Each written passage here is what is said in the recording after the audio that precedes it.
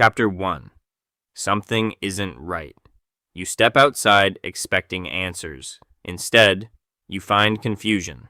People are standing in groups staring at their phones. Ambulances race through the streets, one after another. Helicopters circle overhead. Nobody knows what's happening. Rumors spread faster than facts. Someone says hospitals are overflowing. Someone claims the military has been deployed.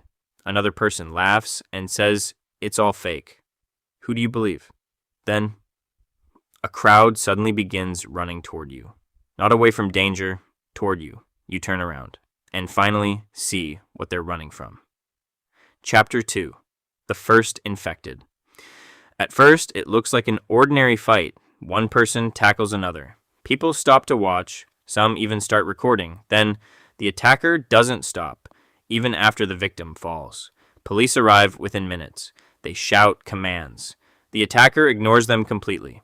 No fear, no hesitation, no emotion. Then another person attacks someone nearby. And another. Within seconds. The entire street erupts into panic. People push each other, trying to escape. Cars crash. Store windows shatter. The city begins falling apart right in front of you, and you realize something terrifying. This isn't happening in one neighborhood, it's happening everywhere. Chapter 3. Panic spreads faster than the virus. You decide to head home, but everyone else has the same idea. Roads become parking lots. Drivers abandon their cars. People run carrying bags filled with food and water. Inside supermarkets, the shelves empty within minutes. Arguments turn into fights. Nobody cares about money anymore, only survival. You grab whatever supplies you can find, water, flashlights, medicine, anything useful.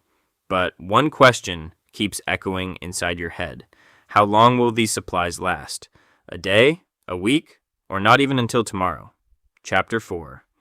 Home doesn't feel safe anymore.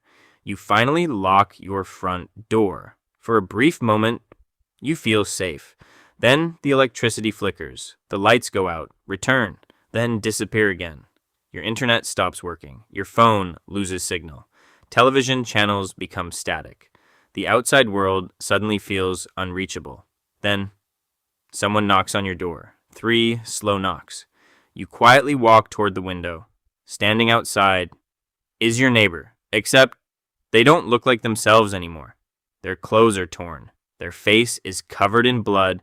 They aren't asking for help. They're just staring. Would you hide? Would you help? Or would you pretend nobody's home? Chapter 5. The longest night of your life.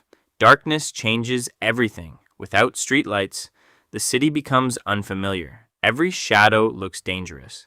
Every sound feels closer. You hear distant screams, breaking glass, car alarms, then silence. The kind of silence that's somehow even more frightening. Your flashlight battery shows only 10%. Do you use it or save it? A loud crash echoes downstairs.